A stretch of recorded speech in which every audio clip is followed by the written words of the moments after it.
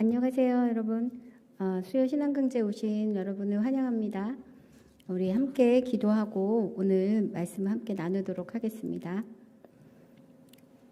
하나님 아버지 감사합니다. 저에게 길이요 생명이요 또 진리가 되신 예수 그리스도를 우리에게 허락해 주시고 예수 그리스도를 통하여 하나님께 나아갈 길을 열어주셔서 진심으로 감사를 드립니다. 오늘 말씀을 함께 나눌 때 저희의 눈과 마음을 열어주셔서 진리가 더욱더 분명해지는 그런 역사가 있게 해주시고 또 결단해야 될 것이 있다면 결단하고 감사해야 될 것이 있다면 감사하는 그런 시간이 되게 하여 주옵소서. 예수 그리스도의 이름으로 기도합니다. 아멘. 네, 반갑습니다, 여러분. 오늘은 신약 강좌 5번째 시간으로 요한복음을 함께 나누도록 하겠습니다. 요절 말씀은 20장 31절 말씀이에요. 우리 함께 읽어보도록 하겠습니다. 오직 이것을 기록함은 너희로 예수께서 하나님의 아들 그리스도이심을 믿게 하려 함이요 또 너희로 믿고 그 이름을 힘입어 생명을 얻게 하려 함이니라. 아멘. 네. 여러분 요한복음 생각하면 어떤 본문이나 이야기를 이렇게 기억이 나시는지 잘 모르겠습니다. 또 질문 타임입니다. 지난주에 피해 가셨던 우리 김수혜 목사님. 요한복음요? 네. 에고에미. 네. 신학적인 말 하시면 반칙입니다. 네. 임명재 목사님 어떠신가요? 저는 예수 그리스도밖에 생각이 안 납니다. 예수 그리스도. 네. 예, 정답입니다. 네. 요한복음을 생각하면 사실 다른 앞에 있는 세 개의 복음서와 조금 다른 느낌을 갖게 되는 경우들이 많이 있고요. 그리고 개인적으로 여쭤보면 저는 요한복음이 제일 좋아요 하시는 분들도 상당히 많이 있습니다. 저는 개인적으로는 요한복음에 있는 21장을 너무 사랑합니다. 베드로를 찾아오신 예수님 생각을 하면 정말 너무 마음이 따뜻해지는데요. 그래서 요한복음 하면 저는 21장 그 부록편이 생각이 나고요.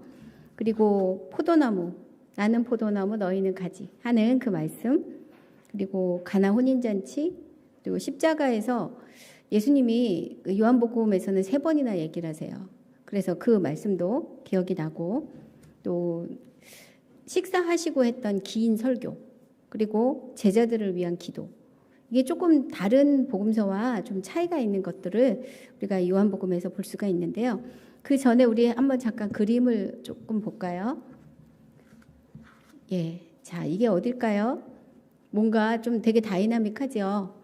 예, 이게 지금 이스라엘에 있는 베드로 수익 교회라고 하는데요. 그러니까 아까 말했던 21장 그 내용이 벌어졌던 그 자리에 있는 그 예수님과 베드로의 모습을 이렇게 그린 동상입니다. 그래서 예수님을 3번이나 부인했던 베드로에게 찾아오셔서 내가 나를 사랑하느냐 3번 물어보시고 결국 베드로에게 내 양을 먹이라라고 말씀하셨던 그 자리를 이렇게 기념하는 그 자리인데요. 거기에 세워져 있는 동상입니다. 다음 그림 한번 볼까요? 자, 이거는 뭐 같아요? 카페트 같은 느낌도 드시죠? 이건 사실은 모자이크예요. 그래서 지금 저거는 거라사 지방에 있는 그 윗부분을 제가 찍어온 건데 저 이렇게 색깔 있는 게 전부 하나하나가 다 돌입니다. 돌을 조그맣게 이렇게 잘라서 다 모자이크 타일 같이 붙인 거죠. 지금이야 공장에서 만들지만 예전에는 저거를 색깔 있는 별로 다 잘라서 그렇게 만들었던 부분이에요. 이렇게 만든 것 중에 아주 유명한 그림이 있어요. 그 다음 그림 한번 보여주실까요? 네, 많이 보시던 그림이죠. 뭘까요, 이게? 네, 오병이어입니다. 근데 이제 자세히 보시면 물고기는 2마리, 빵은 몇 개가 있을까요? 네, 4개가 있습니다. 양쪽으로 동그라미 2개, 위아래로 이렇게 반원식으로 돼 있어서 4개.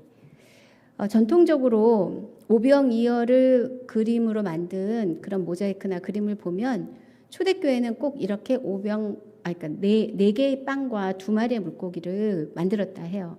그럼 1개는 어디 있냐?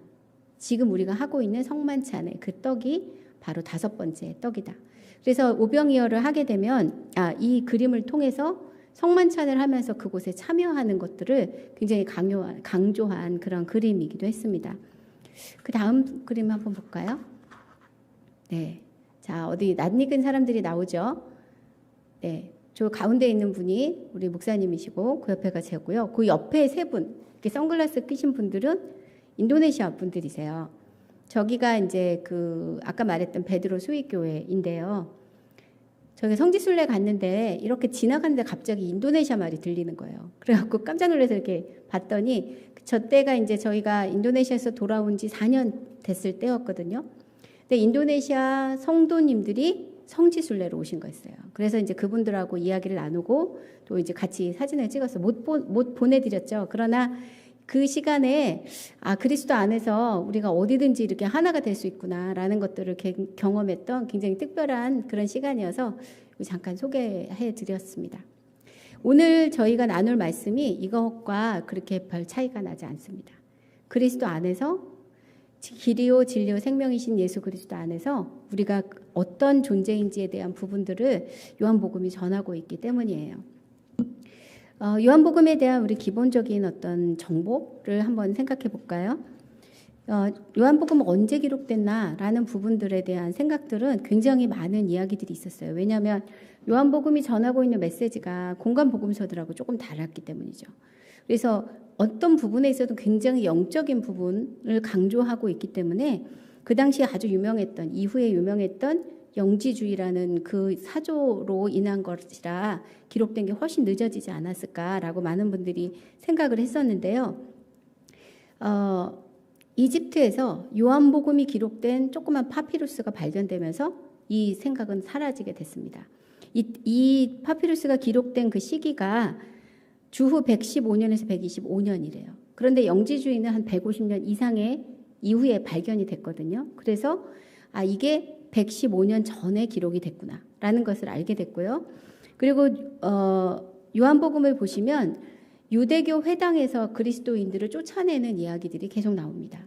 그 일이 벌어진 때가 예루살렘 성벽이 무너지고 그리고 구약 성경의 말씀들을 다시 정리했던 그 얌리아 회의가 있은 다음이었는데 그때가 90년인 거예요.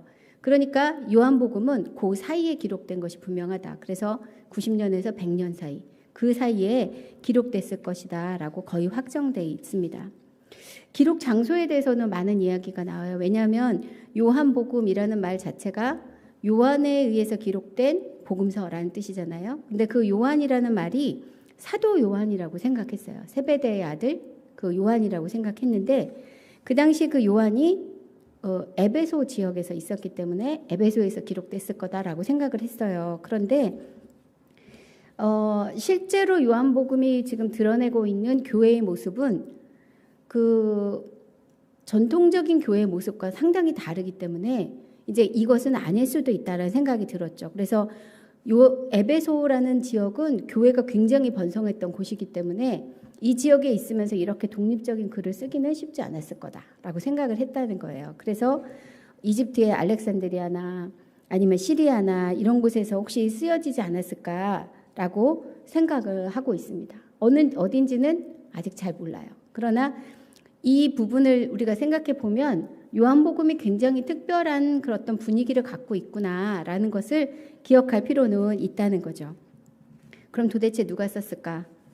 아까 잠깐 말씀드린 것처럼 사도 요한이 썼다고는 전통적으로 생각을 하고 있고요. 그리고 실제로 성경을 읽어보면 사도 요한이 썼네 이렇게 생각할 수 있는 요소들이 상당히 많이 있어요. 그런데 여러 가지 이유로 사도 요한이 아닐 수도 있다라고 말하고 있습니다. 그런데 이 신약 성경 안에는 이 요한복음과 비슷한 책들이 여러 권이 있어요. 요한 서신, 요한 1서, 요한 2서, 요한 3서, 그리고 요한계시록, 그리고 요한복음. 요 5가지 책은 아마 한 생각을 갖고 있는 그런 그룹에서 기록되지 않았을까라고 생각을 하고 있습니다. 도대체 그러면 요한복음을 왜 썼을까? 그 교회의 필요가 있고요. 그것을 읽는 성도들의 필요가 있겠죠. 그런데 우리가 좀 전에 읽었던 20장 31절에 보면 목표가 너무 분명하게 나와요. 예수 그리스도가 하나님의 아들이었다. 이 사실을 온전히 믿게 하려고, 그리고 또 그것을 믿는 너희에게 영생이 있게 하려고 내가 이 글을 썼다라고 분명하게 기록하고 있습니다. 요한복음에는 아까도 말한 것처럼 약간 영적인 그런 느낌이 좀 있고요. 그리고 처음부터 말씀이라는 말을 쓰고 있는데요. 그게 이제 로고스라는 말을 쓰고 있어요. 성경에 나왔던 말씀이 아니라 헬라적인 어떤 그런 철학의 걸 근거로 한 말씀인데 그 말씀을 빌어서 로고스라는 말을 빌어서 천지를 창조하신 하나님에 대한 부분을 설명했던 유대인 철학자가 있었고요. 그것을 요한은 예수 그리스도를 설명하는데 차용해서 쓰고 있습니다. 왜 이런 일을 했을까요? 그리스적인 어떤 사고방식을 갖고 있던 분들이 예수님의 이야기를 읽을 때 조금 더 잘 이해할 수 있도록 설명하기 위한 부분이었죠. 제가 지난 시간에 우리 아이가 저한테 예수님 얘기하지 말고 예수님이란 단어를 쓰지 말고 예수님에 대해서 얘기해봐라 라고 얘기를 했었다라고 말씀을 드렸는데 그런 노력의 일환이라고 볼 수도 있다는 겁니다. 그런데 이제 헷갈리시면 안 돼요. 이 원래 뜻이 갖고 있었던 로고스라는 말이 원래 갖고 있었던 뜻과 지금 요한이 쓰고 있는 말은 상당히 좀 달라요. 그러나 초점은 무엇이냐면 예수님은 하나님의 아들이시고 그를 믿는 자에게는 영생의 길이 열린다. 그것을 요한은 지금 설명을 하고 있고 전하고 싶어 하고 있었다는 거죠. 초지일간 분명하게 그 자리에 서 있습니다. 아까도 잠깐 말씀드린 것처럼 요한복음하고 공간복음서는 좀 분위기가 다르다 말씀을 드렸는데 그 부분을 제가 표로 여러분 그 핸드아웃에 넣어드렸어요. 한 7가지 정도로 볼 수가 있는데 첫 번째는 공간복음서와 요한복음에서는 갈릴리와 예루살렘 사역의 비중이 다르게 나타나요. 그래서 대부분의 마태, 마가, 누가 이 세 복음서에서는 갈릴리에서의 주로 활동을 하시다가 그리고 예루살렘에서 일주일 그렇게 있고 이제 처형당해서 죽으시고 부활하신 이야기로 마무리됩니다. 그런데 요한복음은 시작하자마자 예수님이 예루살렘에 계세요.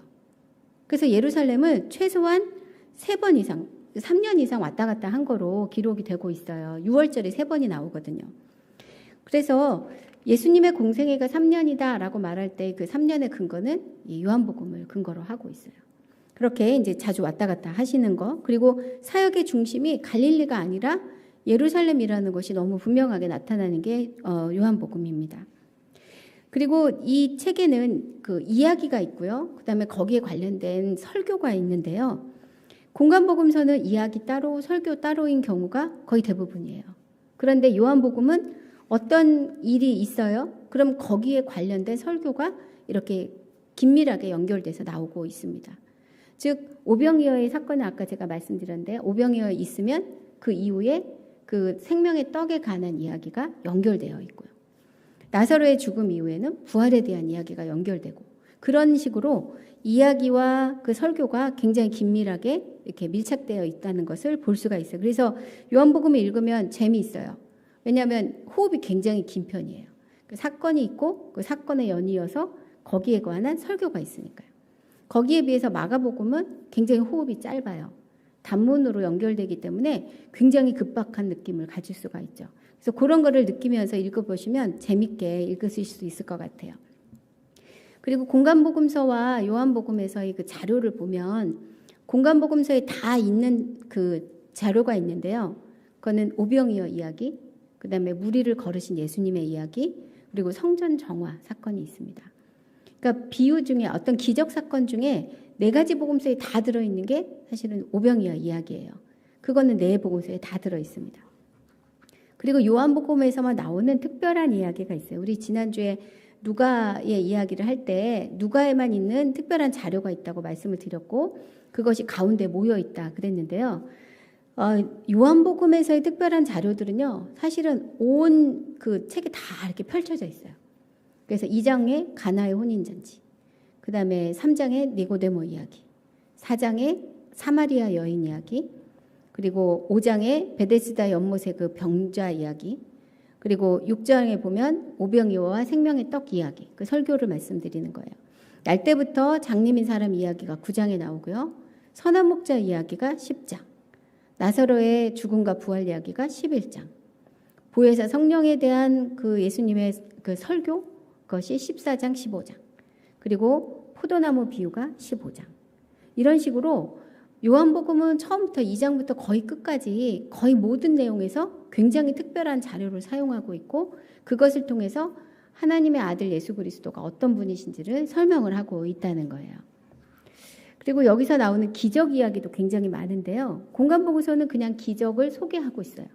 그런데 요한복음에서는 그 기적이 어떤 의미를 갖고 있는지를 설명해 주고 있어요. 그래서 그것을 기적이라고 안 하고 표적이라고 하죠. 사인이라고 합니다. 그래서 그 기적 너머에 무슨 의미가 있는지를 주목해 보게 하는 그런 역할을 하고 있죠. 예수님에 대해서는 공간복음서는 예언자나 랍비나 기적을 일으키는 자, 또 하나님의 나라를 전하는 그런 분으로 하나님의 아들이지만 그런 부분을 강조하고 있지만 요한복음에서 예수님은 하나님이 보내신 계시자, 구원자, 하나님의 아들이라는 부분들을 굉장히 강조하고 있어요. 그래서 처음에 어디더라 시시스인가요? 처음 예수를 믿는 분들에게 요한복음을 많이 읽게 하시는 경우를 제가 이렇게 접하면서 저거 어렵지 않은가? 라는 생각을 했어요. 왜냐하면 저는 지금도 요한복음이 어렵거든요. 우리 목사님하고 얘기하다가 나는 요한복음이 지금도 어렵다. 그렇게 얘기를 했는데 생각해보면 계속 그 부분이 마음에 이렇게 부대낌이 있는 부분이 있었어요. 그런데 그 요한복음에서는 예수님이 하나님의 아들이시다 라는 부분을 굉장히 선명하고 분명하게 계속 이야기하고 있습니다. 거기에 비해서 세례 요한은 공간복음서에서의 세례 요한은 세례자 요한이에요. 그리고 똑같이 하나님 나라를 예수님과 똑같이 하나님 나라를 전했던 사람. 그러니까 예수님과 세례 요한은 어찌 보면 동역하는 관계처럼 이렇게 그려져 있는데 이 요한복음에서는 세례 요한을 굉장히 이렇게 딱 단절하는 느낌이 듭니다. 그래서 세례 요한은 그냥 예수님을 증거하는 사람일 뿐. 그리고 예수님이 세례 요한에게 세례받는 장면도 나타나지 않아요. 그렇게 그냥 세례 요한은 세례 요한, 그리고 예수님은 하나님의 아들, 이런 부분들을 설명하게 그리고 있습니다. 아까 말씀드린 것처럼 비유도 공간복음서에서는 가르침의 일환이지만 이 요한복음에서는 예수님을 드러내는 데 쓰는 상징적인 비유로 이 이적 그 메시지를 사용하고 있어요. 공간복음서에서 전하고 있는 예수님의 메시지 중심은 뭘까요? 그것은 하나님의 나라입니다. 초지일관 하나님의 나라를 전하고 계시는데요. 요한복음에서는 예수 그리스도를 전하고 있어요. 예수님이 끊임없이 아까 우리 목사님 얘기했던 에고에이미 나는 무엇이다 라는 말은 즉 자기 자신을 증거하는 말이거든요. 하나님 나라가 아닌 자기 자신을 증거하는 그 내용이 지금 요한복음에 가득 차 있습니다. 그리고 마지막 부분은 만찬 부분인데요. 마지막 만찬, 최후의 만찬은 공간복음서에서는 이것을 통해 성만찬이 제정된 것으로 기록이 되고 있어요. 내 피를 마시고 내 살을 먹으라 라는 이야기가 이제 반복되고 있는데 요한복음에서는 그런 얘기가 없습니다. 그리고 날짜도 살짝 틀립니다. 그래서 이 마지막 만찬 이 부분은 요한복음에서는 긴 설교를 거기에 이렇게 삽입을 해요. 그래서 13, 14, 15, 16장 이렇게 긴 설교가 그 안에 들어가 있고 그 설교를 듣기 위한 자리로서 이 만찬 자리가 기록이 되어 있습니다. 네, 여기까지는 막 정신없이 정보를 드렸는데요. 아마 읽으셨던 것을 이렇게 생각해 보시면 이게 제가 무슨 얘기를 하는지를 아마 이해를 하실 겁니다. 요한복음은 보통은 많이 읽으시지만 이게 길을 읽기가 쉬워요. 제가 이 신약 강좌를 하면서 뭘 해야 될까라고 생각을 해보니까 포스트를 잘 박아드려야 되겠다 생각이 들더라고요. 성경을 많이 읽다가 보면 내가 지금 어디쯤 가고 있는지 까먹을 때도 있고요. 그리고 얼만큼 더 가야지 끝나는지를 또 모르실 때도 있어요. 저는 내비를 이렇게 찍으면 전체 경로를 항상 보거든요. 출발해서 도착할 때까지 어느 노선을 가는지를 자세히 봅니다. 그래야지 혹시 만약의 사태에 내비가 꺼지더라도 어느 방향으로 가야 되는지 알 수가 있거든요. 이 신앙 강좌 그런 부분들 성경 강좌를 들어야 되는 이유가 있다면 아마 그 포스트를 제대로 받기 위한 거라 생각이 들어요. 요한복음도 마찬가지입니다. 요한복음도 굉장히 좋은 이야기, 재밌는 이야기, 또 은혜가 되는 이야기도 있지만 이 전체가 이렇게 전체를 흘려가고 싶은 그런 내용이 있어요. 그 방향이 있어요. 거기서 놓치시면 안 되고 그래서 그 자리에서 내가 지금 무엇을 해야 되는지를 확인하는 게 중요하기 때문에 그 포스트를 박는 작업을 좀 하려고 합니다. 제일 좋은 방법 중에 하나는 구조를 확인하는 거예요. 지금 21장까지 되어 있는데 그것을 큰 덩어리로 몇 개를 이렇게 잘라서 내가 지금 어디쯤 가고 있는지를 확인해 보는 것도 좋겠죠. 1장에서는 예수님이 말씀이시다, 태초부터 계셨다라는 부분부터 시작해서 어떻게 공생애가 시작됐는지에 대한 부분을 전하고 있는 서론 부분입니다. 그리고 마지막 21장 부분은 베드로의 이야기가 나오는데요. 그 부활하신 이후에 20장 31절 말씀으로 모든 이야기가 끝난 것처럼 이렇게 딱 마무리가 되는데 갑자기 그 다음에 또 다시 21장이 등장을 해요. 그래서 많은 분들은 이것이 나중에 다른 사람들이 첨가한 본문이 아닐까라고 생각을 하는데요. 전체를 봐서는 저는 이거는 처음부터 같이 있었던 이야기라고 생각이 듭니다. 그래서 그렇다면 이제 2장부터 20장까지를 어떻게 생각하냐면 두 가지로 나눌 수가 있어요. 2장부터 12장까지, 그리고 13장에서 20장까지 이 부분을 또 나눌 수가 있습니다. 이 표를 넣어드릴 거 그랬네요. 2장부터 12장까지는 때가 아직 이르지 않았다라는 말로 설명하는 그 시기입니다. 그리고 13장에 때가 이르러서 20장까지 예수님이 이제 그 제자들에게 설교하시고 기도해 주시고 순환당에서 돌아가시는 이야기가 그 나머지 부분인데요.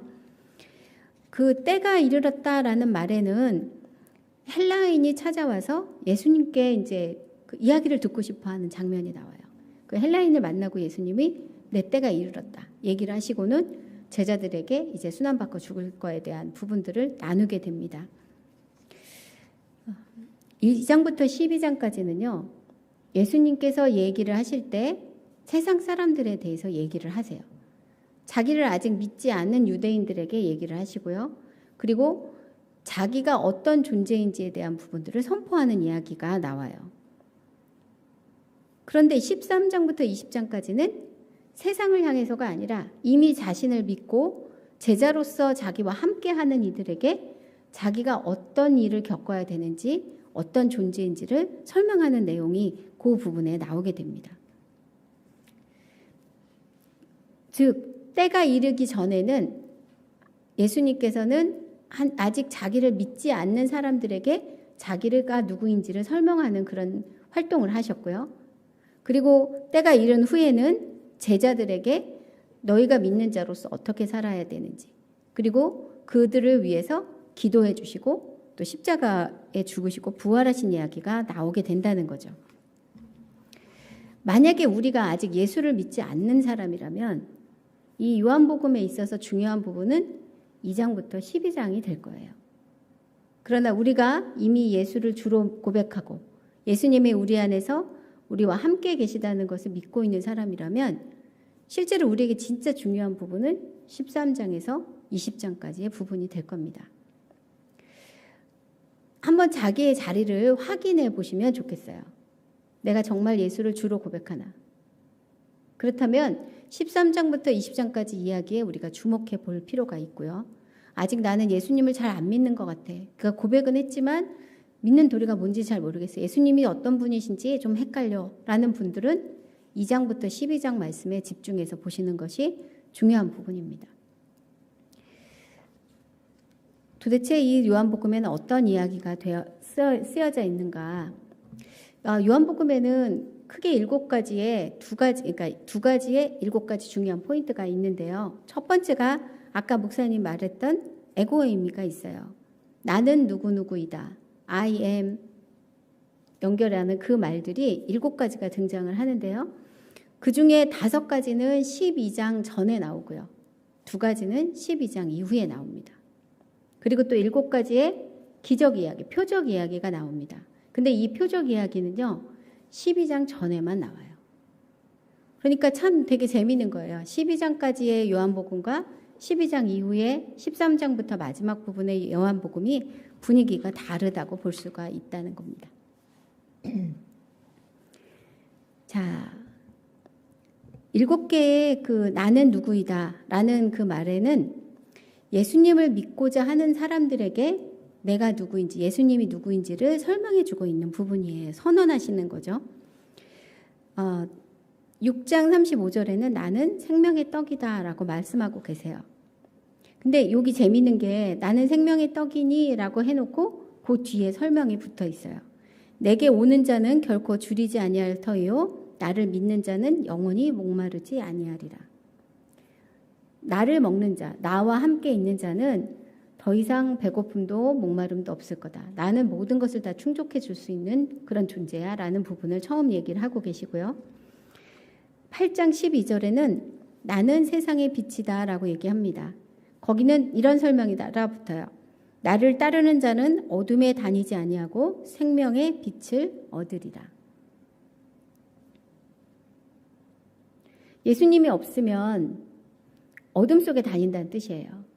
내가 지금 어딜 가고 있는지 알 수 없는데 나와 함께하면 이 빛 가운데 거하게 될 거다. 어디 네가 지금 뭐 하고 있는지 알게 될 거다라고 얘기를 하고 있어요. 10장에는 나는 양의 문이다라고 설명하고 있는데 10장 9절, 7절부터 9절 말씀 나는 양의 문이라 나보다 먼저 온 자는 다 절도요 강도니 양들이 듣지 아니하였느니라. 내가 문이니 누구든지 나로 말미암아 들어가면 구원을 받고 또는 들어가며 나오며 꼴을 얻으리라. 예수님은 내가 너희에게 진짜 생명을 줄 수 있는 그런 문이야 라고 얘기를 하고 있는데요. 그 전에 왔던 사람들은 너희에게 그러니까 생명을 주지 못했던 사람들이야. 그 사람들을 믿으면 안 돼 라고 얘기를 하고 있어요. 그리고 10장 11절부터 12절에는 나는 선한 목자다 라고 얘기합니다. 나는 선한 목자라 선한 목자는 양들을 위하여 목숨을 버리거니와 삭구는 목자가 아니요 양도 제 양이 아니라 이리가 오는 것을 보면 양을 버리고 달아나나니 이리가 양을 물어가고 또 해치느니라. 10장에 나오는 양의 문, 또 선한 목자 이 두 가지 비유는 예수님이 어떤 지도자인지에 대한 부분을 설명해 주고 있어요. 너희들이 믿고 따를 만한 존재, 너희들이 믿고 나와 함께하면 생명을 얻을 수 있어 라는 부분들을 말씀해 주는 부분인 거죠. 11장 25절부터 26절은 이제 나사로의 죽음과 연결된 그 말씀 중에 나오는 부분인데요. 나는 부활이요 생명이니 나를 믿는 자는 죽어도 살겠고 무릇 살아서 나를 믿는 자는 영원히 죽지 아니하리니. 어느 때보다도 분명하게 생명에 대해서 얘기를 하고 있어요. 왜냐하면 지금 죽음을 직면하고 있기 때문에 그렇습니다. 실제로 죽은 사람 앞에서 생명에 대해서 얘기할 수 있는 분은 예수님밖에 없기 때문에 이 얘기를 하고 계세요. 이렇게 믿지 않는 자들에게 예수님이 어떤 분이신지를 이제 드러내면서 나를 믿으라, 믿을 것에 대한 촉구를 하고 계시고요. 그리고 또 믿음을 고백한 자들에게는 더욱더 그 예수님과 연합할 것을 얘기를 하고 계시는데 이 부분은 13장 이후에 나타납니다. 14장 6절에 보면 이 말씀이 있어요. 나는 길이요 진리요 생명이다 라고 말합니다. 내가 곧 길이요 진리요 생명이니 나로 말미암지 않고는 아버지께로 올 자가 없느니라. 그리고 정말 유명한 말씀 15장 1절 또 5절 말씀에는 나는 포도나무여 너희는 가지라 그가 내 안에 내가 그 안에 거하면 사람이 열매를 많이 맺나니 나를 떠나서는 너희가 아무것도 할 수 없음이라. 13장 이후에는 아까 말씀드린 것처럼 예수님을 이미 믿는 사람들, 예수님이 제자들이 함께 모여서 지금 만찬을 하고 예수님의 이야기를 듣고 있는 거예요. 그 사람들에게는 너무 분명하게 얘기하세요. 너희가 나와 연합해서 살지 않으면 너희는 성도로서 삶을 살 수가 없다. 라는 부분을 너무 분명하게 말씀하고 계시는 거예요. 우리가 참 포도나무 가지 비유 하도 많이 들어서 아마 머리에 인이 박혔을 텐데요. 포도나무 가지 생각하면 떨어져 있는 건 절대 안 된다. 라는 부분들을 우리는 다 인식하고 있습니다. 그것과 똑같이 그거와 같은 의미로 예수님과 연합해 있지 않으면 우리는 살았다는 이름을 가졌지만 살아있지 않은 자라는 것을 강조하고 있는 그런 부분이기도 해요. 즉 예수님은 이 7가지의 이야기를 통해 강조하고 있는 것은 생명의 근원은 나다라는 부분이라는 거예요. 제가 이번에 이 말씀을 이렇게 준비하는데 요한복음 공부할 때마다 희한한 일이 있었구나라는 생각을 좀 하게 됐어요. 제가 대학 다닐 때 이제 요한복음서의 이해라는 책을 처음 공부를 하면서 이게 이런 책이었나라는 거를 그때 처음 좀 느꼈었고요. 두 번째 요한복음 배웠을 때가 2003년인 것 같아요. 2003년 6월이었는데 그때 우리 DTS하고 SBS 할 때 우리 간사님이 누구셨냐면 이지용 목사님이었어요. 그 당시에는 이제 청년, 그러니까 막 결혼하고 얼마 안 됐을 때였죠. 근데 그때 저희가 요한복음을 할 때 그 사모님이 아이를 낳아서 요한복음을 제가 끝내지 못했어요. 거기 이제 아기 보러 가고 막 이러느라고 요한복음을 할 때 제가 생명을 경험한 거죠. 아이가 태어나고 그 아이가 이제 그 베이스로 들어오고 하는 것들을 이렇게 경험하면서 굉장히 좀 감동이 있었던 그런 그 기억이 있습니다. 그리고 이번 주에 이제 이 요한복음을 준비를 하는데 이제 장례가 나고 그리고 이제 장례식장에 이제 다녀오고 하는 과정들을 겪으면서 죽음을 또 경험했네요. 그런데 이 죽음과 생명이 하나라는 것을 요번에 진짜 많이 경험을 하게 됐어요. 예수님이 말씀하신 이때 이후에도 잠깐 말씀드리겠지만 예수님은 죽음을 정말 미끄러지듯이 들어가서 그리고 또 다시 부활로 이렇게 나타나시거든요. 죽음이 생명과 연결되어 있다는 것을 예수님이 자기의 삶을 통해서 죽음을 통해서 보여주셨는데 요번에 제가 장례 갔다 오면서 그 생각을 좀 하게 됐어요. 죽음이 끝이 아니고 영원한 생명으로서의 문이다. 예수님이 우리에게 계속 보여주고 싶었던 것이 이게 아니었을까라는 생각을 좀 하게 되더라고요. 이것은 설명해서 아는 것이 아니고요. 예수님을 믿어야 경험할 수 있는 거예요. 그래서 예수님이 12장까지 계속 믿음에 대해서 얘기합니다. 너희가 나를 믿느냐? 묻습니다. 믿지 않으면 경험할 수 없는 세계가 사실 너무 많아요. 12장까지 나오는 특별한 그런 사인 중에 하나는 그 7가지 표적이에요.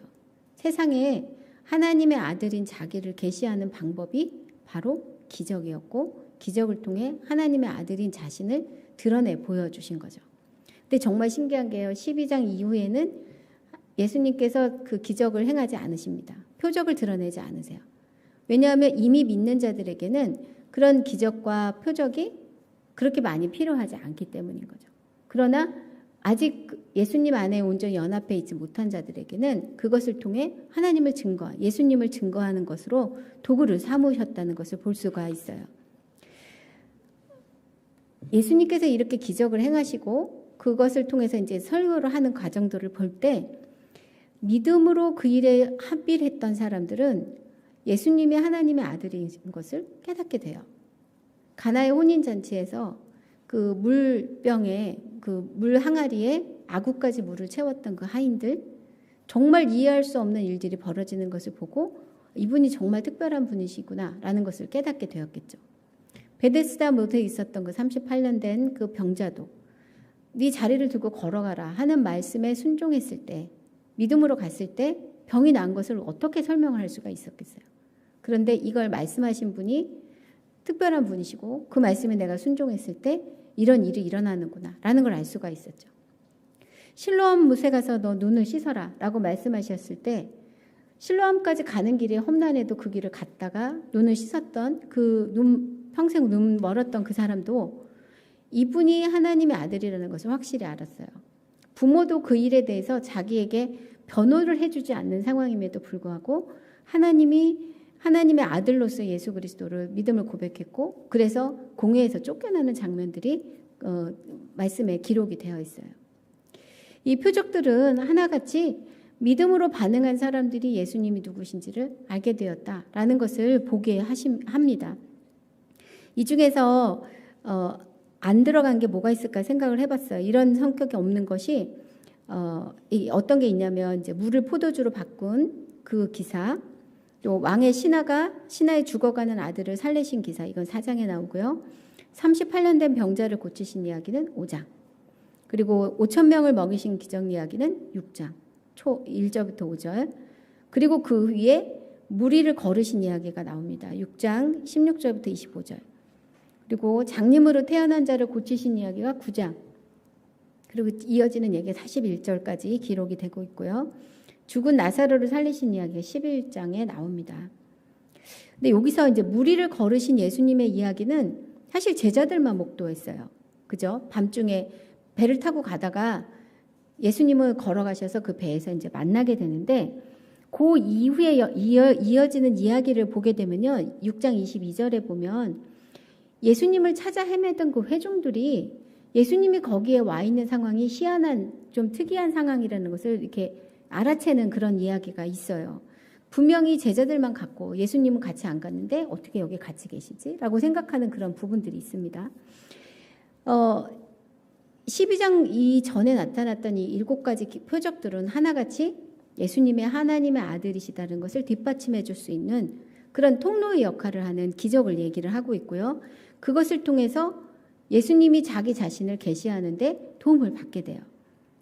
근데 아까도 말씀드린 것처럼 이미 믿는 우리에게는 기적은 사실 그렇게 큰 의미가 없어요. 지난 금요일 날 제가 그 우리 선한교육 광주에 계신 우리 그 선생님들과 같이 이제 말씀 기도를 같이 하게 됐는데 그분들이 이제 그런 얘기를 간증을 하시더라고요. 굉장히 어려운 처지에 있는 그 동료 교사들을 위해서 자기들이 한 달 넘게 같이 기도하셨대요. 그런데 실제로 기도 응답을 받지 못했다. 원하던 기도의 응답을 받지 못했다. 그래서 기도의 동력을 잃었는데 어떻게 해야 될지 모르겠다. 이런 말씀을 이제 나누셨어요. 만약에 우리의 목적이 어떤 기적적인 기도의 응답이라면 사실은 기도할 동력을 잃어버리는 일이 수도 없이 많을 것 같아요. 많은 경우에 병자를 위해서 기도할 때 우리는 치유를 위해서 기도하잖아요. 문제 해결을 위해서 기도하잖아요. 그런데 그 일들이 일어나지 않을 때가 훨씬 더 많습니다. 그렇다고 해서 우리가 믿음을 잃지는 않아요. 그것이 예수님을 마음에 모신 사람들의 실제 상황이라는 것을 오늘 이렇게 말씀을 묵상하면서 알게 됐어요. 어떤 분은 그런 얘기를 하세요. 예수를 처음 믿은 분들의 기도는 너무 잘 들어주신다. 무엇을 기도하든지 다 들어주신다. 그런데 어느 순간 내 기도는 하나님이 안 들어주신다. 이렇게 말씀하시는 분들이 있으신데 그 말은 하나님 편에서는 너는 이제 충분히 성숙해서 나하고 좀 더 깊은 얘기를 나눴으면 좋겠다라는 초대의 글이라고 볼 수도 있지 않을까라는 생각을 좀 하게 됩니다. 이 표적들의 이야기도 그런 것 같아요. 예수님이 누구신지를 그들이 알아들을 수 있는 눈높이에 맞춰서 그들과 이야기하시는 방식이 바로 기적이고 그것을 통해 그 사람들의 마음에 그 믿음을 달아보시는 하나님의 역사라고 볼 수 있다는 겁니다. 이 요한복음에 나오는 또 하나의 그 재밌는 특징 중에 하나는 세례 요한에 대한 부분을 굉장히 이렇게 축소하는 부분이에요. 공간복음서에서 아까도 잠깐 말씀드렸지만 세례 요한을 굉장히 비중 있게 다루고요. 예수님과 같은 라인에서 같은 메시지를 전했던 그러나 예수님보다 조금 먼저 온 자로 표현을 하고 있는데 요한복음에서는 그냥 어떤 이렇게 좀 손절하는 느낌 같은 경우 그런 느낌을 좀 받게 됩니다. 그가 말했던 대로 나는 쇠하여야 되고 그는 흥하여야 되겠다라는 그런 표현들이 그냥 그대로 이루어진 것이 요한복음 같다는 생각이 들어요. 왜 요한복음에 대해서 이렇게 그 세례 요한에 대해서 이렇게 했을까라고 생각해 보면 혹시 공동체의 성격이 비슷하지 않았을까라는 생각이 좀 들기는 합니다. 그 요한 공동체가 지금 이 요한이 요한복음서를 읽었던 그 교회가 사실은 메인에 속한 그런 교회는 아니었던 것 같아요. 그러니까 베드로나 그리고 12 사도들이 이렇게 핵심 역할을 했었던 그런 교회는 아니었던 것 같은데 세례 요한을 따랐던 그 공동체도 사실은 그런 느낌은 아니었거든요. 그래서 그런 느낌하고 이 공동체 성격이 겹쳐서 이 부분에 대해서는 이렇게 선을 그은 게 아닌가라는 생각이 좀 들긴 합니다. 세 번째는 이 요한복음은 반교회적인 복음이라고 제가 이렇게 쓰긴 했는데 무슨 뜻이냐면 그러니까 우리가 지금 알고 있는 그냥 보편적인 교회의 그 형식에 대해서 별로 이렇게 공감하지 않는 교회라는 뜻이에요. 그래서 교회라는 단어, 교회에 관련된 단어가 등장하지 않고요. 교회 조직에 대한 언급이 없어요. 그냥 교회에서 중요한 부분은 요한이 중요하게 다루는 부분은 성도들이 하나님과 친밀한 관계를 개인적으로 계속 갖는 거. 그 정도. 그리고 그 조그만 그 적은 멤버들이 서로 깊이 연합하는 거. 여기까지 관심을 갖고 표현하고 있다고 볼 수가 있습니다. 그리고 요한복음에는 세례나 성만찬에 대한 이야기가 없어요. 굉장히 특별한 부분입니다. 그래서 예수님이 세례받은 이야기도 없고요. 그리고 마지막 만찬이 성만찬에 제정이 된 것처럼 내 피를 마시고 내 살을 마시라는 멘트도 없습니다. 그래서 요한복음에 보면 예수님이 발 닦아주시는 이야기가 있죠. 그것이 사실은 전부가 되는 그런 부분이에요. 그 대신에 이 성만찬에 대한 이야기 대신에 예수님이 길게 그 제자들을 위해서 설교하는 이야기가 나오게 돼요. 그리고 12제자의 명단도 드러나지 않아요. 공간복음서 마태, 마가, 누가에는 예수님의 12제자 이름이 등장하고요. 그 사람들이 어떻게 예수님의 제자가 되었는지에 대한 유명한 이야기들이 들어 있습니다. 그런데 요한복음에는 12제자의 그 명단도 없고요. 그들이 어떻게 불림 받았는지도 얘기가 없어요. 그런데 1장 끝에 보면 나다나엘이 이렇게 슬쩍 들어오죠. 그리고 니고데모라는 사람도 슬쩍 들어오고, 그리고 또 마지막 그 예수님이 그 무덤에 이렇게 장사되는 자리에 보면 아리마대 요셉도 또 슬쩍 나타나고, 공간복음서에서 나오지 않았던 제자들의 명단이 요한복음에는 슬쩍슬쩍 드러나 있습니다. 그리고 잘 알려진 예수님의 제자들이 요한복음에서는 별로 긍정적으로 표현이 잘 안 되고 있다는 것도 느끼게 돼요. 특별히 제가 요한복음 21장 좋아한다고 말씀을 드렸는데 거기에 보면 이제 베드로의 이야기가 나오잖아요.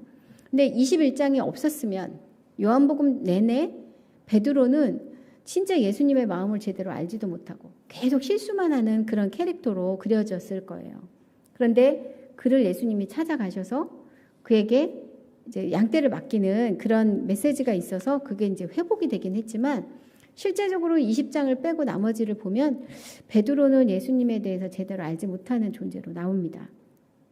도마라는 제자도 마찬가지예요. 도마도 예수님 분명히 부활하셨다고 그 제자들이 얘기를 하는데 내가 그 상처에 손을 넣어보지 전에는 예수님 부활한 거 믿을 수 없어 라고 믿음이 없는 모습을 또 보이기도 하잖아요. 그런데 이 모든 것들을 요한복음 21장에서 사실은 반전을 일으켜요. 저는 이것도 되게 중요한 부분이라고 생각해요. 그래서 12제자들이 사실은 이렇게 예수님을 잘 이해를 못했지만 예수님이 마지막에 만나주셔서 그들이 다시 그 역할을 감당하게 되었다라고 이야기를 바로잡는 역할을 하고 있기 때문입니다. 이 요한복음에서는 또한 그 성령을 강조하고 있어요. 그런데 어떤 은사로서의 성령이 아니고요.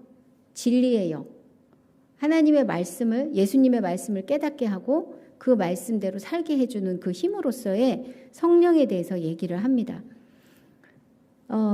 보통 우리가 성령이라고 얘기를 할 때 은사주의적인 거, 열광적인 거, 그리고 이제 이렇게 방언을 막 하고 누가복음에 나오는 그런 그 성령을 주로 생각을 하게 되는데 요한복음의 성령은 굉장히 따뜻하면서도 냉정하고 아주 또 깊은 지혜의 영으로서 그 성령을 얘기를 하고 있어요.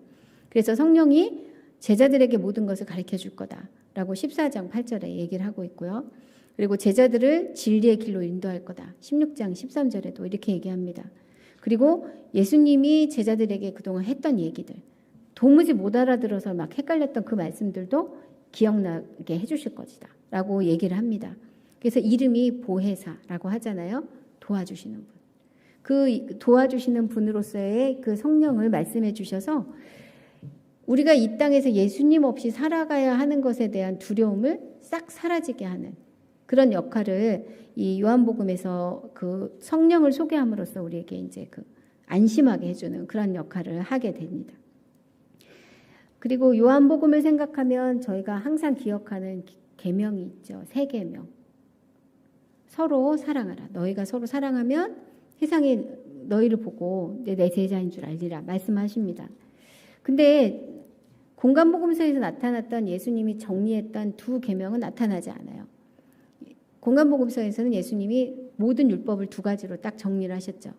마음과 뜻과 성품을 다해서 하나님을 사랑하라. 그리고 내 몸과 같이 내 이웃을 사랑하라. 이 2가지를 말씀을 하셨는데 요한복음에서는 그냥 내가 너희에게 3계명을 준다. 너희가 서로 사랑해라 라고 말하고 있어요. 사랑이란 면에서는 같지만 어찌 보면 달라 보일 수 있잖아요. 그런데 이분이 하나님을 사랑하고 이웃을 내 몸과 같이 사랑하라는 부분이 실제적으로 우리 공동체에서는 어떻게 나타날까 생각해 보면 서로 사랑하는 거로 나오지 않을까 이렇게 생각이 듭니다. 훨씬 더 실제적이라고 볼 수도 있는 부분인 거죠. 그리고 요한복음에서의 그 예수님의 순환 상황 그리고 죽음으로 이루는 그런 과정, 십자가의 처형 장면들은 다른 복음서보다는 좀 비장하지 않아요. 되게 좀 특이해요. 마치 이렇게 위에서 자기의 그 고통을 이렇게 내려다보시는 것 같은 그런 느낌을 좀 갖게 됩니다. 그래서 이제 그런 이야기들이 나왔어요. 예수님이 실제로 십자가에서 죽으신 게 아니라 죽으시기 전에 영혼 떠나시고 육체만 죽었다. 그렇게 얘기하는. 그래서 실제로 하나님이 죽지 않으신 거다라는 영을 분리하는 그런 이야기가 나올 정도로 요한복음에서 나오는 예수님의 십자가 상황은 굉장히 좀 특별하게 느껴요. 예수님이 숨 거두시기 전에 요한을 보고 그 밑에 있는 사랑하는 제자를 보고 자기 어머님을 맡기는 장면이 나오죠. 그래서 마리아에게 얘기해요. 여자에 보소서 아들이 있다. 그리고는 사도 그 사랑하는 제자에게 내 어머니다. 그리고는 마지막에 내가 이제 죽을 때가 됐구나라고 깨달으시고 신포도주를 달라고 하시고는 내가 목마르다고 그 다음에 다 이루었다고 돌아가시는 장면이 나와요. 이게 죽음에 이른 사람치고는 너무나 이렇게 뭐라 그럴까 굉장히 차분한 그런 그 마지막 부분을 볼 수 있는 그런 부분인데 그래서 이 말씀을 이렇게 생각해 보면 제가 아까 죽음과 생명이 이렇게 같은 문인 것 같다고 같은 사건의 양면인 것 같다는 그런 생각을 좀 하게 됐는데 죽음을 통해서 새로운 생명으로 들어가는 것들을 예수님 십자가에서 그렇게 보여주신 것 같다라는 생각이 듭니다. 우리도 사실 마찬가지가 아닌가 싶어요. 저희도 아직 죽음을 경험해 보지 못했죠. 그러나 사실은 우리가 매일매일 죽음을 경험하고 살고 있어요. 예수님과 함께 사는 것 자체가 날마다 십자가에서 죽는 거라고 말씀을 하고 있잖아요. 이 죽음을 실제로 경험하기 전까지는 진짜 죽을 것 같아요. 그런데 실제로 여러분 경험해 보셨죠? 십자가에서 나의 자아가 죽고 그리스도가 사는 것들을 여러분 경험해 보시면 그게 정말 죽을 만한 그런 고통과 괴로움이 있는 것 같지만 실제로 그것을 통과했을 때는 훨씬 더 평안하고 안정적인 그런 생명을 누리게 되잖아요. 우리가 아직 경험하지 못했던 이 육신의 죽음도 비슷한 것이 아닌가라는 생각이 듭니다. 아직 가보지 않은 길이라 그렇지만 예수님의 삶을 통해서 죽음과 부활하심을 통해서 우리에게도 동일하게 지금 얘기하고 계신다는 생각이 듭니다. 지난번에 누가복음에서는 누가 특수 자료라고 말했던 그 9장에서 19장까지 이야기를 중요하게 여겼었는데요. 요한복음에서는 그런 의미에서 요한에서 직접 이렇게 집중하고 있는 그 이야기가 훨씬 더 중요하게 다루어져야 된다고 생각해요. 그 부분은 예수님이 제자들만 모아놓고 했던 그 고별 설교라고 표현하는데요. 13장부터 16절까지 이야기. 그리고 17장 예수님이 제자들을 위해서 했던 그 기도. 이 부분이 요한복음에서는 가장 중요한 부분이 아닐까라고 저는 생각이 들더라고요. 이 고별 설교 부분 13장에서 16장의 부분은 13장 1절에 이런 말씀으로 시작이 됩니다. 6월절 전에 예수께서 자기가 세상을 떠나 아버지께로 돌아가실 때가 이른 줄 아시고 세상에 있는 자기 사람들을 사랑하시되 끝까지 사랑하시니라. 이렇게 시작합니다. 이전에 때가 이르기 전에는 모든 사람에게 구원의 문이 열려 있었던 것 같았어요. 그런데 이제 때가 이르러 예수님이 십자가에 죽으실 때가 되니까 다른 사람에게 복음을 전해지는 그런 부분들은 이제 닫히고 예수님과 같이 있는 제자들에게 예수님이 집중적으로 메시지를 전하게 되십니다. 예수가 그리스도이심을 고백한 모든 제자들을 예수님은 사랑하시되 끝까지 사랑하셨다라고 표현이 돼요. 13장 1절 이 부분에는요. 베드로도 있었고요. 그리고 예수님을 팔 가룟 유다도 들어있었어요. 이후에 예수님이 부활하신 거를 내가 손으로 만져보기 전에는 그 상처에 내가 손가락을 넣어보기 전에는 믿을 수 없다라고 말했던 도마도 여기에 포함이 되어 있습니다. 이들을 예수님은 다 사랑하셨다고 얘기를 하시는 거예요. 끝까지 사랑하셨다. 그런데 이 중에 가룟 유다, 이 사람은 이 제자 공동체를 떠나게 됩니다. 31절에 보면 내가 하고 싶은, 네가 하려고 하는 일을 하라. 그러니까 그가 나가버려요. 그리고 나서부터 예수님이 제자들에게 설교를 하기 시작합니다. 근데 베드로는 어땠을까요? 베드로는 예수님께 충성을 맹세하지만 마지막 순간에 예수님을 배신하게 되죠. 3번이나 부인을 합니다. 그러나 그렇게 부인하고도 베드로는 그 공동체를 떠나지 않았어요. 예수님이 부활하신 그 현장, 부활하셔서 제자들을 찾아온 그 현장에도 그가 있었을 거라고 저는 확신합니다. 그런데 예수님이 아무 말씀도 없으신 거예요. 베드로에게. 그러자 베드로가 낙심한 것 같아요. 그래서 21장에 보면 맨 첫 번 1절에 갈릴리로 이제 베드로가 떠나는 장면이 나와요. 디베랴 호수로 떠나게 되는데요. 아까 처음에 말씀드린 것처럼 요한복음에서는 갈릴리를 중요하게 생각하지 않습니다. 예루살렘에 포커스를 계속 맞추고 있어요. 그런데 지금 변방으로 베드로가 떠나간 거예요. 예수님이 활동하셨던 그 포커스가 막 맞춰져 있었던 예루살렘을 떠나 갈릴리로 가게 되는데요. 그 갈릴리로 갈 때 베드로가 혼자 가지 않았어요.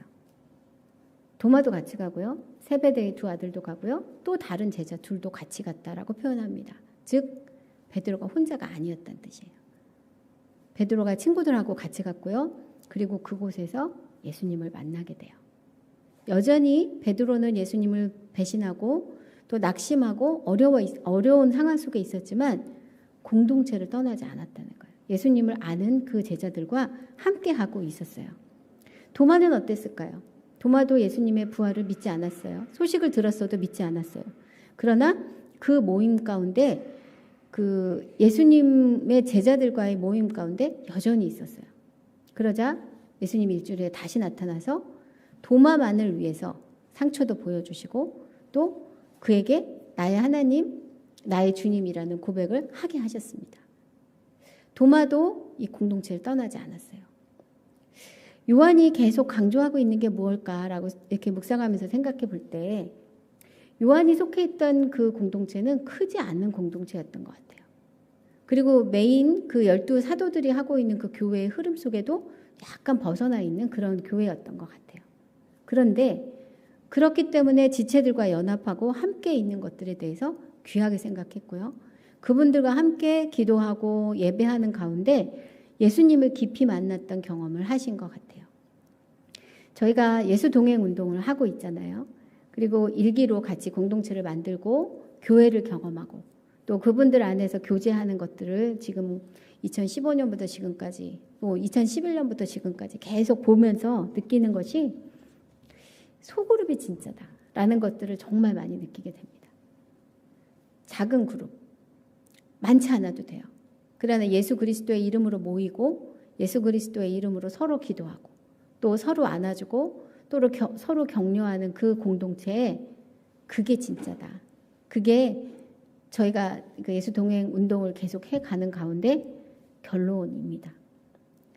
요한의 공동체가 바로 이런 공동체였던 것 같아요. 이 공동체 안에는 베드로처럼 이렇게 실패한 사람도 있고요. 도마처럼 의심 많은 사람도 있고요. 가룟 유다처럼 그 본질에 대해서 동의가 안 되는 사람도 있어요. 그런데 공동체 안에 그저 남아 있는다면 그 안에 계속 계시는 예수님에 대한 확실한 그 믿음을 가지고 그 공동체 안에 남아 있으면 반드시 회복될 날이 있다는 것을 이 제자들을 보면 12 사도들에 속한 그 제자들을 보면 우리가 유추해 볼 수가 있어요. 낙심하지 않는 사람이 어디 있겠어요? 실수하거나 넘어지지 않는 사람이 어디 있어요? 누구나 다 그런 경험을 합니다. 그런데 여러분 다 경험하시잖아요. 나 혼자는 너무 좌절하고 너무 쓰러지고 너무 나 같은 사람은 안 돼 라는 생각을 할 때조차도 나를 지지해주고 격려해주고 세워주는 어떤 한 사람 때문에 또 다시 일어날 힘을 얻으시지 않아요? 그런 역사를 지금 요한복음은 우리에게 보여주고 있습니다. 예수님이 고별 설교를 하는 세팅이 바로 그런 자리예요. 다 깨어질 준비가 되어 있는 이 연약한 우리들 앞에서 그 예수님을 주님이라고 고백은 했지만 여전히 넘어질 가능성이 100%인 우리들 앞에서 예수님이 내가 너희를 끝까지 사랑할 거야 라는 말씀으로 이 고별 설교를 시작을 하고 계신 거예요.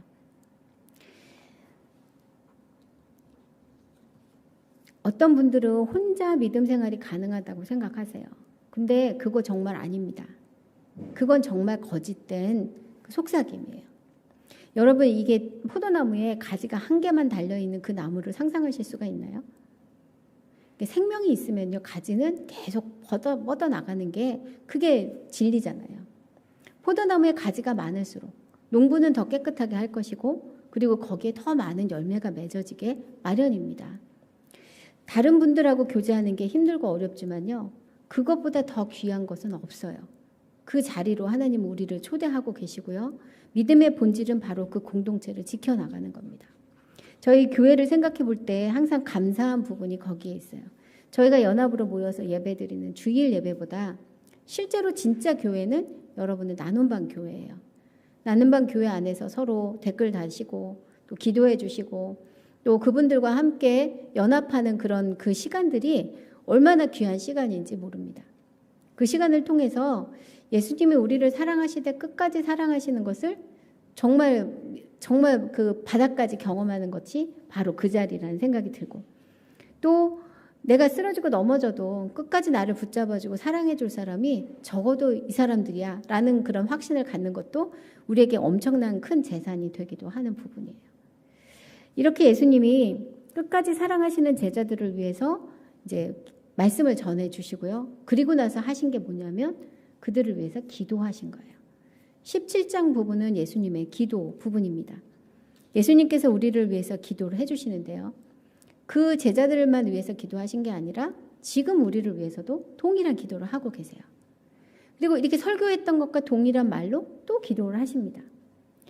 우리의 말과, 그러니까 다른 사람과 나누는 그 대화의 톤과 하나님과 나누는 말이 같은 거예요. 만약에 우리의 삶이 그렇다면 우리는 소망이 있는 거예요. 사람들하고 하는 말과 하나님과 나누는 말이 다르다면 사실은 지금 조금 위기라고 생각할 수 있는 부분인 거죠. 예수님이 너무 자연스럽게 제자들하고 얘기하시다가 바로 하나님께 이렇게 기도로 전환하는 부분이 이제 17장에 나오는데, 거기서 말씀하시는 거, 이렇게 자연스럽게 제자들하고 했던 말과 하나님과 하는 말이 같은 거를 우리는 인격적이라고 얘기를 합니다. 인격이 변하지 않는 거예요. 똑같은 거예요. 똑같은 마음으로 우리가 하나님께 얘기하고 똑같은 마음으로 사람에게 얘기하고. 그런데 예수님이 하신 그 기도는 너무 큰 기도예요. 어떤 면에서냐면 제자들이 하나님과 내가 하나가 된 것처럼 이 사람들도 하나가 되게 해주십시오라고 기도를 하고 계시잖아요. 근데 우리는 알아요. 우리는 하나 되기가 너무 힘든 사람들이에요. 거의 불가능하다고 볼 수 있는 그 기도를 예수님이 하고 계시고 지금도 하고 계시다. 이 기도가 이루어질까요? 안 이루어질까요? 네, 이루어집니다. 언젠가는 반드시 이루어집니다. 왜냐하면 예수님이 기도하기를 포기하지 않으셨고 그것이 하나님의 뜻이니까 그게 언젠가는 이루어지는 거예요. 그러려면 우리도 이 기도에 인격적으로 반응해야 합니다. 인격적으로 반응한다는 것은 겉과 속이 다르지 않게 반응을 해야 된다는 거죠. 하나 되지 못한 것에 대해서 아파하는 마음이 동일하게 있어야 되고 그것을 간절히 바라는 마음도 우리 안에 있어야 된다는 거예요. 이렇게 될 때 우리가 지금 경험하고 있는 작은 교회, 그리고 우리가 또 경험하고 있는 이 연합교회, 예수동행교회가 정말 주 안에서 온전히 서가는 공동체로 경험을 하게 되고 그것을 통해 하나님의 이름을 높이는 그런 역사가 있을 거라고 믿습니다. 요한이 말하고 있는 교회는요, 그러니까 예수님으로만 통하는 기도, 또 성령의 인도하심, 요 믿음이 있는 공동체라고 볼 수가 있어요. 그 사이즈는 크든 작든 상관이 없습니다. 그러나 예수님으로만 설명되는 것이 우리 안에 있다면 우리는 정말 교회가 될 수 있고요. 그리고 그 교회를 하나님이 기뻐하신다는 거죠. 왜 요한복음을 누가복음과 그 사도행전 사이에 넣었을까라고 생각을 해봤어요. 그 지난 시간에 누가복음과 사도행전은 같은 저자가 같은 맥락으로 썼다고 말씀을 드렸는데 실제로 이제 그걸 이해하려면 누가복음 읽고 사도행전을 읽는 게 맞겠죠. 그런데 우리 그 성경에는 마태, 마가, 누가복음 놓고 그다음에 요한복음을 놓고 그다음에 사도행전을 넣었어요. 그래서 이 순서대로 읽으라는 거예요. 왜 그렇게 했을까라고 생각해 봤어요. 정답은 없는데요. 교회에 대한 부분을 요한의 이야기로 마감하고 싶었던 게 아닐까라는 생각이 들어요. 예수님으로만 통하는, 예수님으로만 설명되는 공동체가 교회인 거다. 그 교회가 해야 될 일은 아까 말한 것처럼 기도하는 것. 예수님의 기도를 힘입어 우리도 동일한 기도를 하는 것. 그리고 진리의 영이신 성령께서 우리에게 예수님을 계속 생각나게 해주시는 것. 그리고 또 믿음으로 공동체가 서로 하나가 되는 것.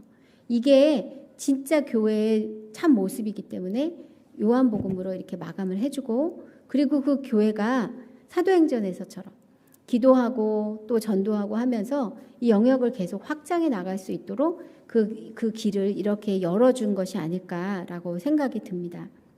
아까도 말씀드린 것처럼 정답은 없어요. 저는 이 생각을, 그러니까 제가 그런 생각을 해봤다는 거예요. 저는 성경의 순서가 굉장히 중요하다고 생각해요. 왜 마태복음 다음에 마가복음, 마가복음 다음에 누가복음, 누가복음 다음에 요한복음, 그리고 그 다음에 사도행전을 배치를 했을까? 그것이 답이 없어도요. 그것을 이렇게 배치한 이유를 생각해 볼 때 성령이 주시는 지혜가 있기도 하기 때문에 그래요. 그래서 이 교회에 대해서 생각해 보면 저는 이 나눔반 교회에 대한 부분을 오늘 요번에 준비하면서 정말 많이 감사하게 됐어요. 그게 크기가 작든 많든 또 많은 사람들이 다 참석하든 못하든 나눔반 교회는 그 자체로 살아있는 가지입니다.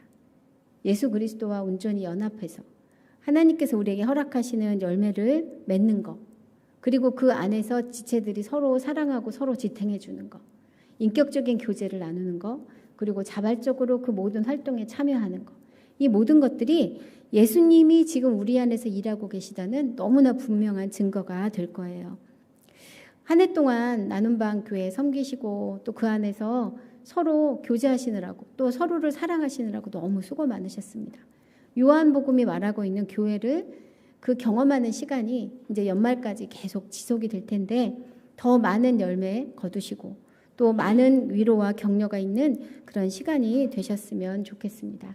공동체가 우리 안에 있는 것을 통해서 예수님이 하나님과 어떤 교제를 나누시는지 더 깊이 배우고 또 그 교제를 우리 지체들과 함께 나누는 그런 역사가 있기를 간절히 바랍니다.